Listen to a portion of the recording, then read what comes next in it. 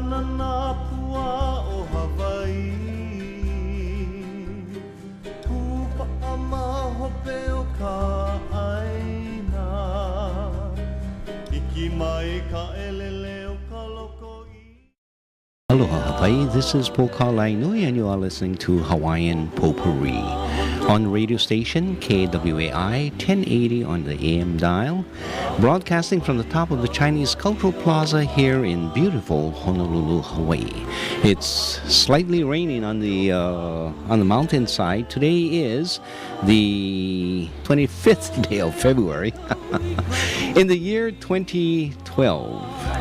And we are produced by the Hawaiian National Broadcast Corporation. The opinions expressed in this program are not necessarily those of the staff and management of this radio station or of the Hawaiian National Broadcast Corporation. We'll be talking about a number of issues for the day. The first will be on the question of colonization and decolonization. It was once asked of me, what are the stages of colonization? Which is very interesting. Normally people ask about the stages of decolonization. So we'll talk a little bit about that. And the second thing is something that came to mind reading the Dalai Lama's book, Beyond Religion. And anyway, I'll be talking a little bit about that and the issue of science, technology, and human rights. Aloha Hawaii, this is Pokal Lainui and you are listening to Hawaiian Potpourri. Welcome to the program.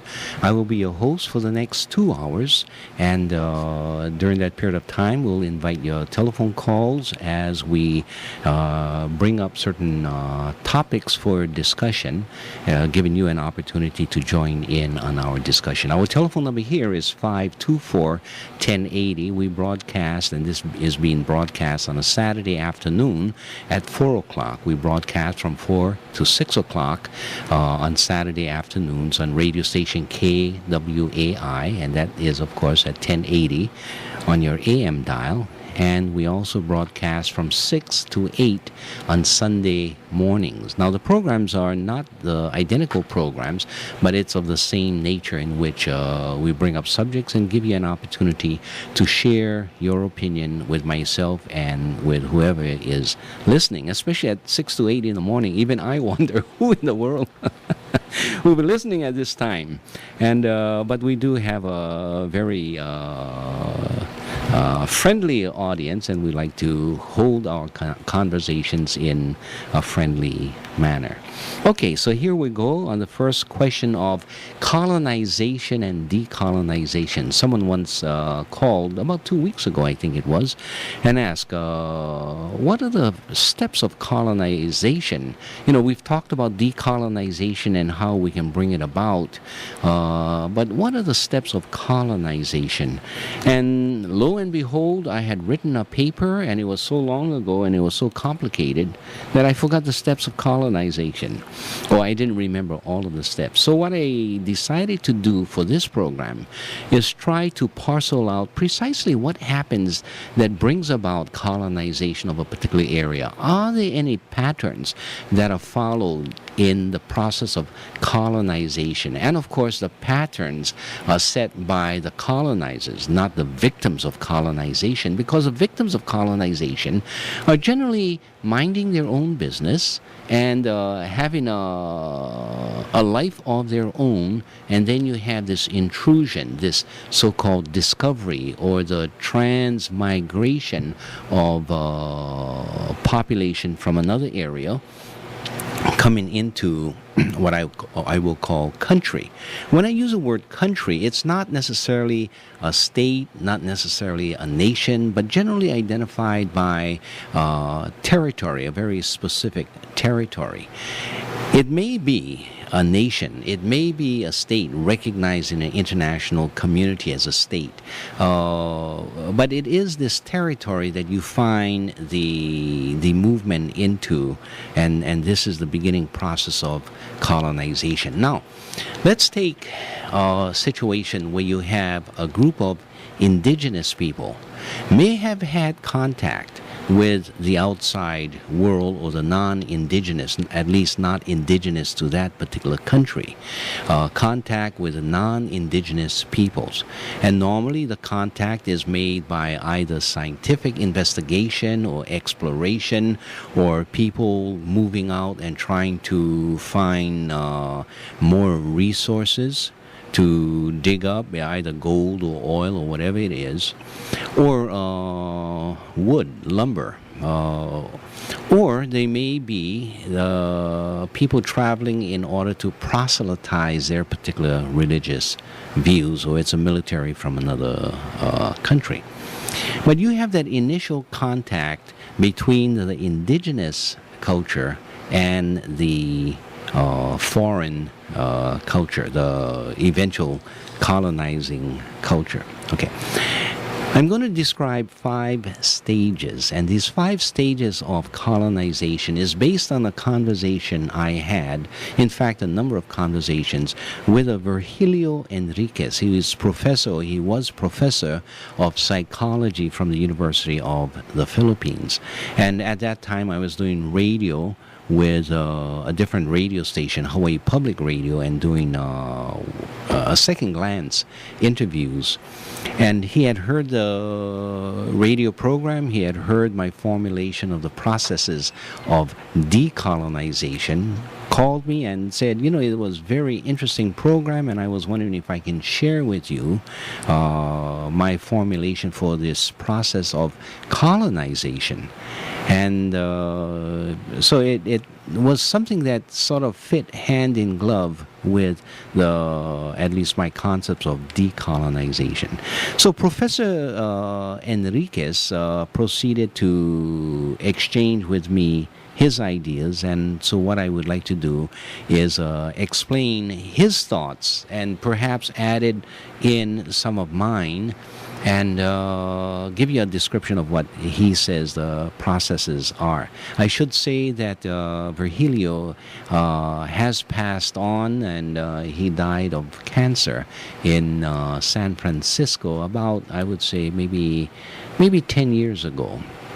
And I have not found any other writings of his that talked specifically about the process of colonization. So this seems to be, or my radio programs seems to be, the only basis for this information that he had provided. Dr. Enriquez says that there are stages in the process of colonization. The first stage is what he calls the denial and withdrawal phase. He says in this phase what happens is the colonizers, as they come upon these new lands and they see the people in these new lands, as they travel with their experience, with their cultures, with their mindset. Some could call it with their baggage.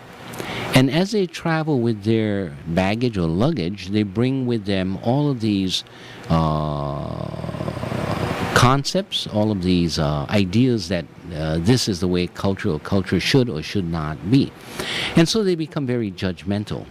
And in this period of time, they will deny the very existence of culture of the indigenous people. For example, when missionaries first arrived in Hawaii and saw the native people of Hawaii, as they welcomed these folks, they jumped in the water, swam to the boats, unfortunately spoke in a language that was not English.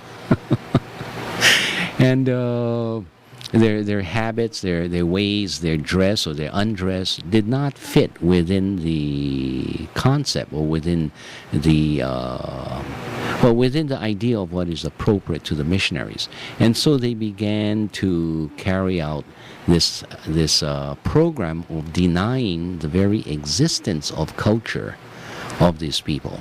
And essentially, they would say, "Well, look at them. They don't even wear clothes, or look at the kind of skimpy clothes they wear, and their habits and the kind of food they eat. They don't cook their food appropriately, and they eat the leaf from these trees and the rest. Well, where is the culture? They don't even use plates, forks, and spoons, and the rest." So the very denial of the existence of culture of the people is the first stage. They begin to work on their own minds, denying that the people themselves have their own culture. And along with that, with this criticism and the way they worship and how many gods do they need? We only need one God, or we only need whatever it is. And then the comparison of our lifestyle and why ours is higher than, quote, theirs. Along with this set of discussion is a response by people of the indigenous culture who sometimes will join in the self-criticism of themselves and engage in that stage of denial. So it's not only denial, but in the stage of withdrawal. So not only will they join in the denial by the newcomers, but they will begin to withdraw from their own culture and try to be accepted in the civilization or in the acceptance of these new people who have come in. Okay, that's the first stage, a stage of denial and withdrawal. You'll find that having occurred here in Hawaii in the coming of the missionaries in about, when was that, 1821, and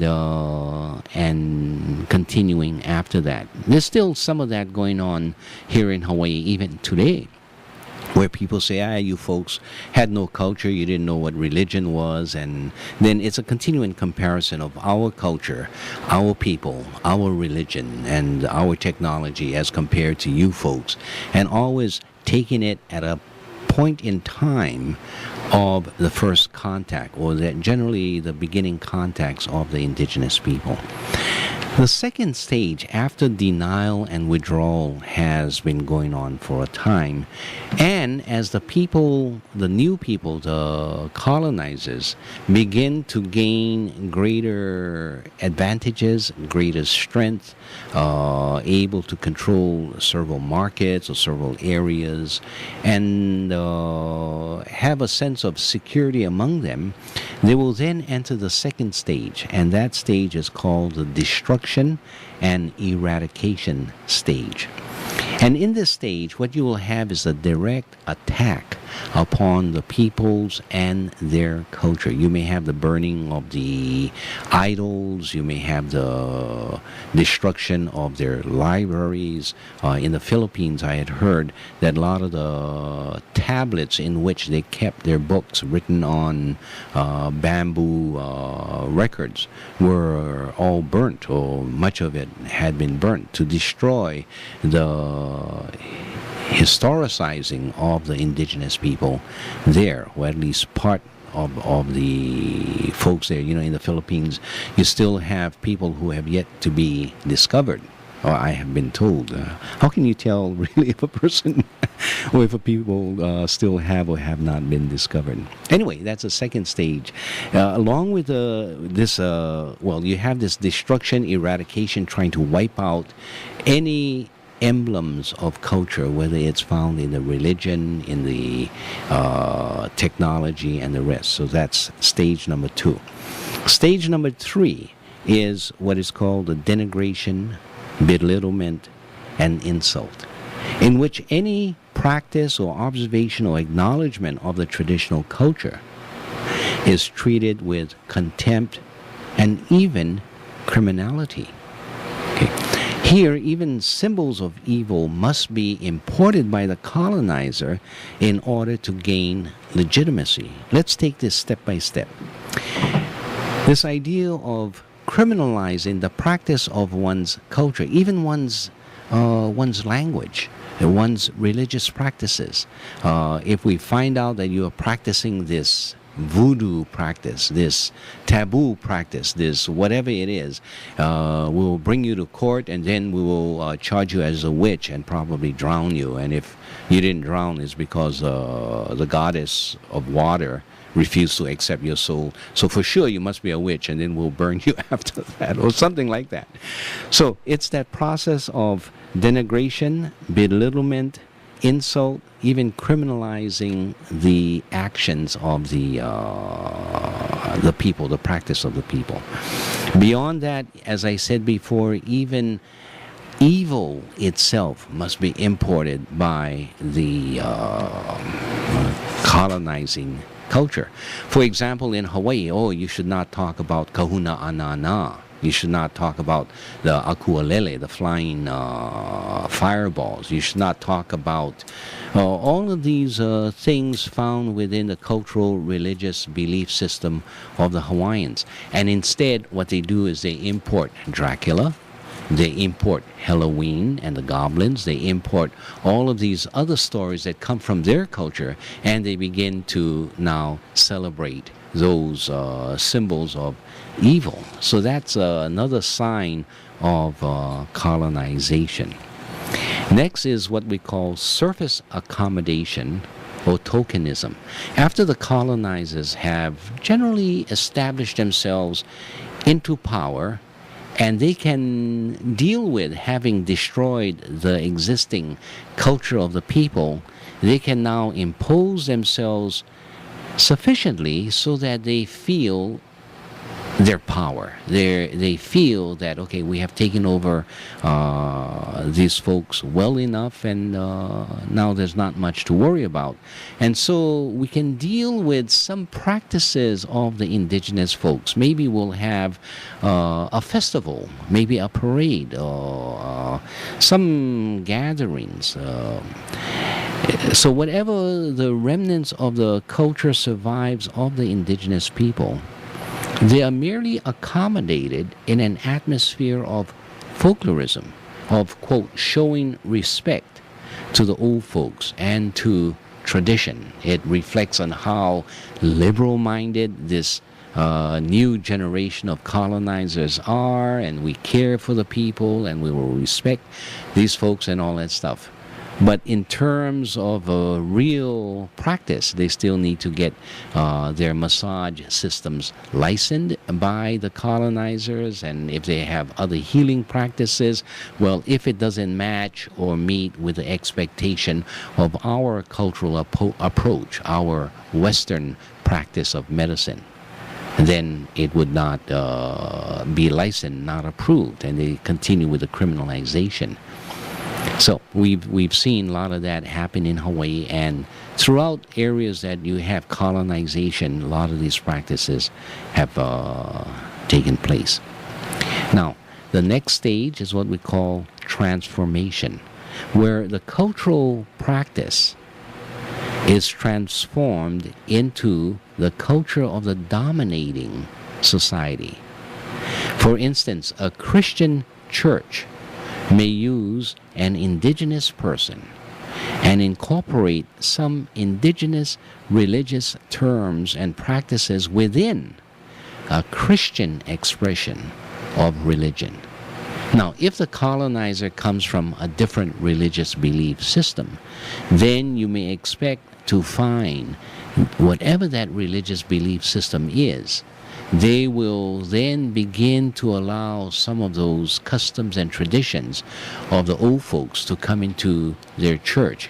The use of the indigenous language to be used in the church services. In Hawaii, what do you have?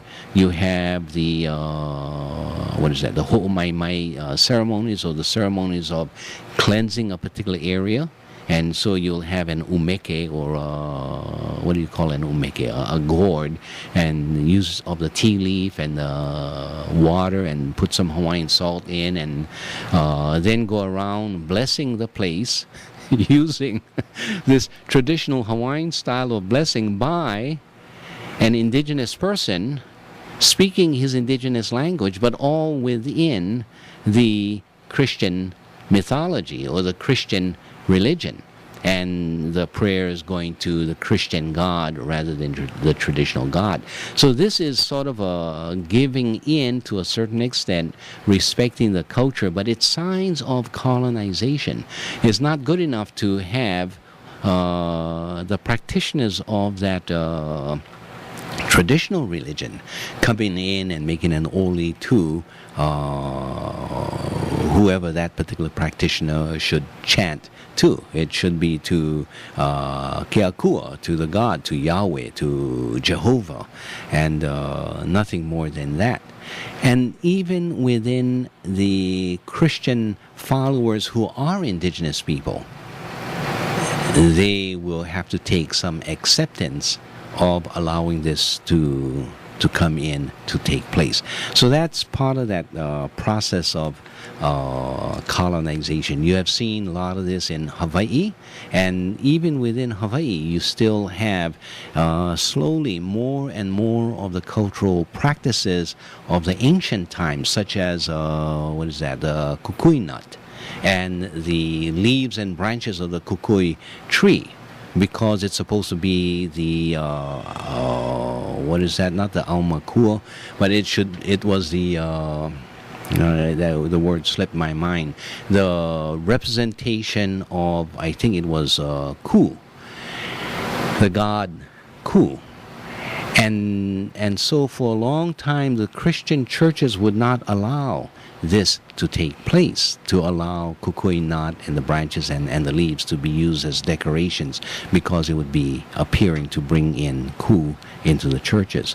Now some of the churches are becoming a little bit more liberal or ignorant and not knowing what the indigenous concepts had been with regards to the older religion, so they're allowing these things to occur, or not wanting to even think about it and be bothered by it. Okay, so this is part of that transformation from the denial stages and the earlier native culture to this now colonized place.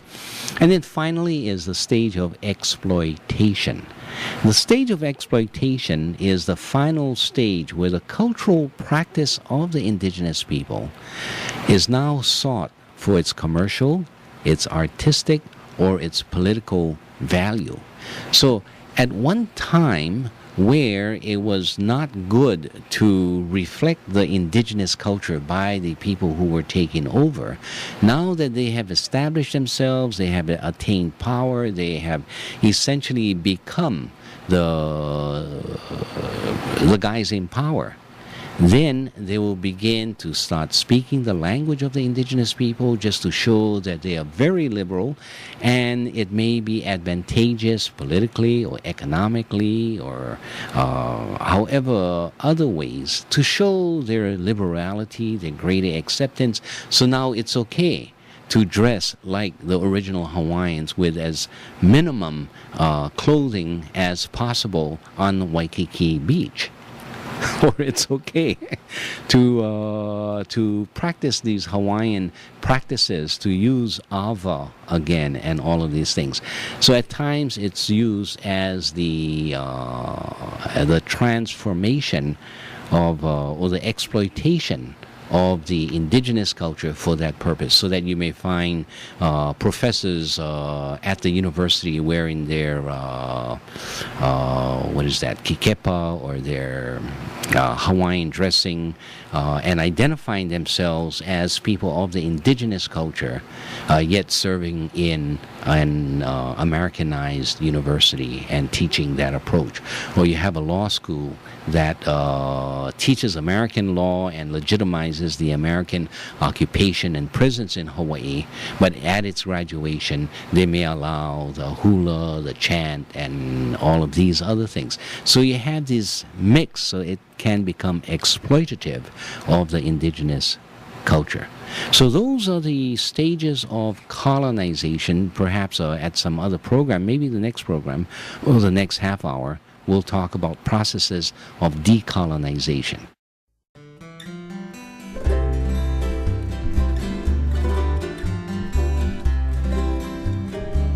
Kaulana nā pua o Hawaii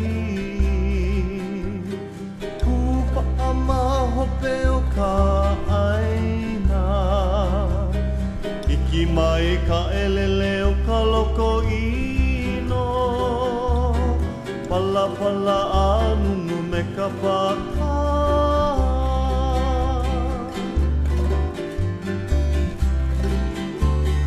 Pane mai Hawaii moku o ke ave Koku ana honoa o Pilani Ka ko'o mai kaua i o mano Pa'aku me ke oni o ka kuhi hewa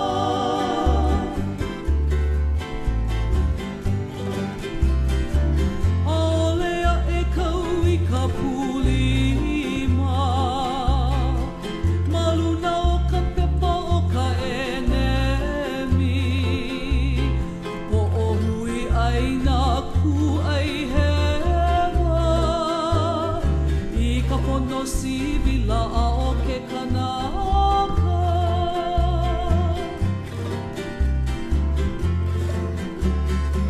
Aole makoa e mina mina I ka pu'u kala o ke au puni Ua lava mako i ka pohaku